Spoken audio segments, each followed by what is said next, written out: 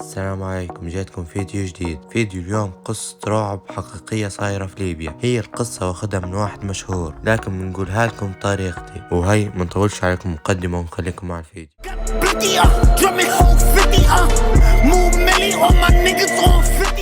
أنا اسمي خالد، كنت معروف فني عالمي في جو الزواق.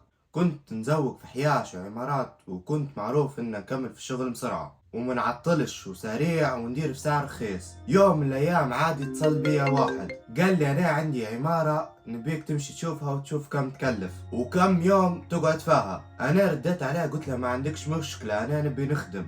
أبعت لي موقعها نمشي نشوفها كم تكلف. بعت لي موقع العمارة، نزلت لوطة ولعت السيارة مشت طول، والجو كان قايل وما لقيت حد في العمارة بك، وكان واضح انه كانوا يسكنوا فيها ناس قبل، لكن محوسة تبي ترتيب. بعد ما شفتها وكل شيء اتصلت بالراجل قلت له تكلف 5000 وتبي 20 يوم. الراجل رد علي وقال لي خود كم ما تبي وانا نعطيك الدبل، لكن كملها لي في 7 ايام. ان عندي مناسبة ونباها في 7 ايام تكون واطية. انا قلت له تم 7 ايام نعطيك المفتاح. ان المبلغ كان مغري.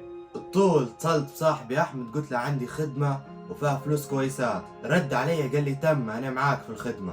بعد اتصلت بصاحب العمارة قلت له اعطيني نص المبلغ باش نشري المواد باش نبدأ في العمارة، وكيف نكملها اعطيني النص الثاني. الراجل وافق واعطاني الفلوس. خديت المواد الناقصات، واول يوم قعدت نشوف في الديار شو ناقصهم، نخش لي دار دار ونشوف شو ناقصها. وقلت لأحمد إننا بنرقدوا ساعتين بس في اليوم باش نكمل الشغل بسرعة. وجبت معاي مولد صغير إن العمارة مفيهاش ضي، ونزلت خيط للدور اللي بنبدو فيه، واتفقت مع أحمد إن نبدو من الدور السادس للأخير. بدينا وكملنا هلبة حاجات. مع جو الظهر قلت لأحمد أركب السطح أفتح المولد خلنا نشبحه كويس.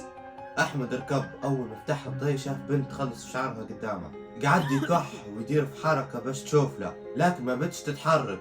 قال أكيد ما ركزتش. نزل قعد يقول لي عيب إن في ناس وما قلت ليش. قلت له خيرك يا راجل، العمارة مهجورة وما يسكن فيها حد من سنين، وأصلا ما فيهاش ضي، كيف بيسكنوا فيها الناس؟ قال لي لا، أنا سمعت صوت صغار وشفت بنت خلص شعرها وهذا الموضوع كبير. قلت له ما تركزش، خلينا نخدموا خدمتنا وما دخلنا في شيء. وكان في حد في العمارة تو ينزل يكلمنا لوطة. بدينا نخدموا لعند صلاة العشاء. توضينا وبدينا نصلوا. أول ما كملنا صلاة بدينا نسمع صوت طفل يضحك. حد يقول لي أحمد نفس الصوت اللي سمعته.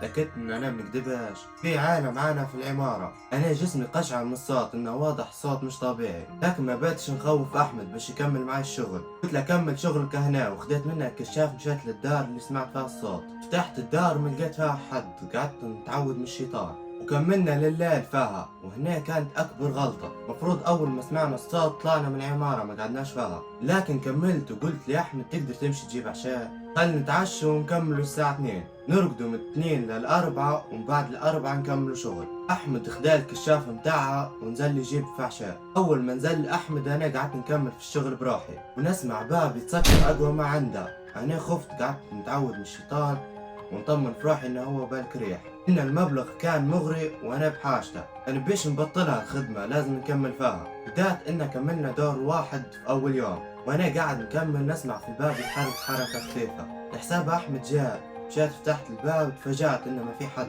أنا هذاك الوقت خلاص بنموت من الخوف، عاش قدرت نتحرك. سمعت ضحك في الدار اللي بجنبي، جيت للدار اللي سمعت فيها الصوت. فتحت الباب ما لقيت حد. قعدت نقرأ القرآن بصوت عالي. زوز بيبان فتحوا وتسكروا مع بعض في نفس الوقت بأقوى ما عندهم. بعد اتأكدت إن العمارة هذه مسكونة بالجن، معاش نقدروا نقعدوا فيها. بعد توكلت على الله وقعدت نزوق ونقرا القرآن بصوت عالي. إن جاني أحمد نص ساعة عشتهم في رعب ما تتصوروش. بعد جاب العشاء قعدنا نتعشى، وبعد ما كملنا عشاء صدنا نكملوا في خدمة مولد ونطفاه. هو المولد كان صغير يشغل لامبة واحدة بس، احنا لامبة واحدة تسدنا يعني، ونخش للدار هيا نفتح اللامبة هيا بس. قلت لي أحمد أركب السطح عبيه بنزينة ويخدم. أحمد خدا مني الكشاف وركب فوق. ما كملش 5 دقايق سمعت صوت عيطة قوية بكل. بديت الكشاف متاعي وكبت لأحمد نجري. شفته مصدوم، ما يتكلمش، يأشر لي دار فوق السطح بس. أنا قعدت نولع في الكشاف متاعي على الدار ونشوف حد. قعدت نقول له ادوي شين فيه، ما يردش ويرعش. زلت اللوطة قعدت نهدي فيه ونقول له شن صار معاك. قال لي مستحيل نكمل في العمارة هذه. أنا بنولع المولد شفت البنت هذيك اللي قلت لك عليها، قاعدة تخلص في شعرها وفجأة هيك شافت لي وجهها يخوف وغريب وأسود وشاد. قال لي الوجه هداك مستحيل ننساه.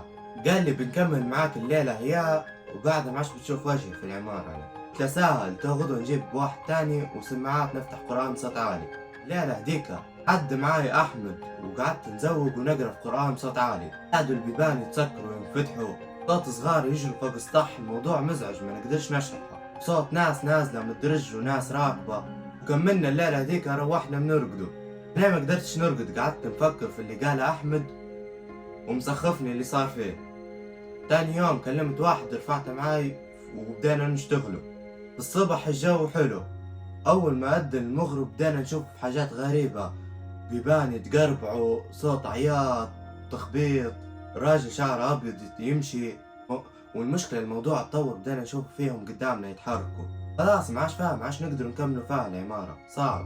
قلت لي معاي خلاص كملنا شغل بنروحوا.